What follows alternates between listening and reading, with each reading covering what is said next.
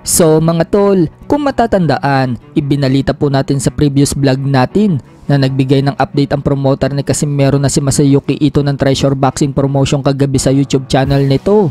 At sinabi nga po natin dyan mga tol na may paparating na laban si Casimero. Ngunit hindi po malinaw kung sino ang tinutukoy ni Masayuki Ito dahil Japanese po ang lingwahe. Kaya yun lang po ang naibigay nating update. Pero ngayong araw na ito mga tol, nalaman po natin ang buong sinabi ng promoter ni Casimero sa pamamagitan ng pag-translate ng kasamahan ni Casimero sa Japan na si Papsi Kultura. Ayon nga po sa translation ni Papsi Kultura, Casimero versus Nery sa September, kasado na. Ayon sa promoter ni Alas, hindi nag-prosper ang laban nila kay Goodman sa kadahilan ng gusto nito na dumiretso kay Inoue. Ngunit ayaw naman nito na labanan si Inoue sa buwan ng September.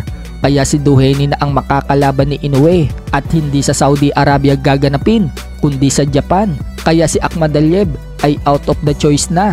Gusto ni Akhmadaliev sa Saudi ganapin ang laban, kaya malinaw-linaw na si Duheni na ang makakalaban ni Inoue. Update naman kay Casimero, June or July dapat ang labang kay Goodman, ngunit na-cancel ang laban. Mayroon na silang kadil as of the moment at sinasabi nitong halos done deal na. At wala nang kahit ano pang dahilan para makansela ang laban. Ito ay si Luis Nery. Dagdag pa ng promoter na may kamahalan daw ang presyo ni Luis Nery. Sinabi din ng promoter na ang laban daw ay magaganap sa Japan. At sa Japan daw balak mag-training camp si Casimero.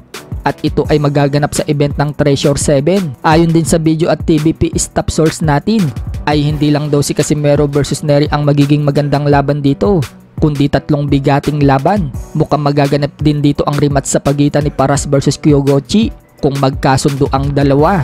Mayroon ding dalawang super bantam na parehong nakalaban ni Casimero ang maghaharap.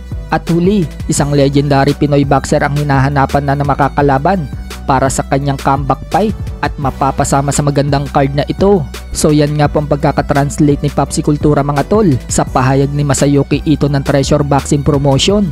So yung kumakalat palang rumor mga tol na Casimero versus Goodman, totoo pala yun mga tol.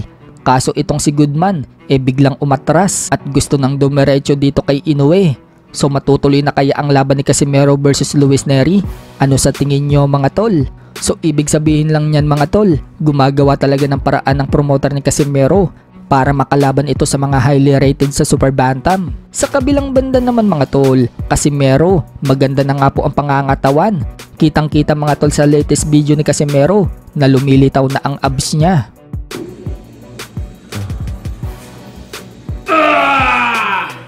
Update guys, gusto niyo ng update? Ha? Update. Dito lang. Upload!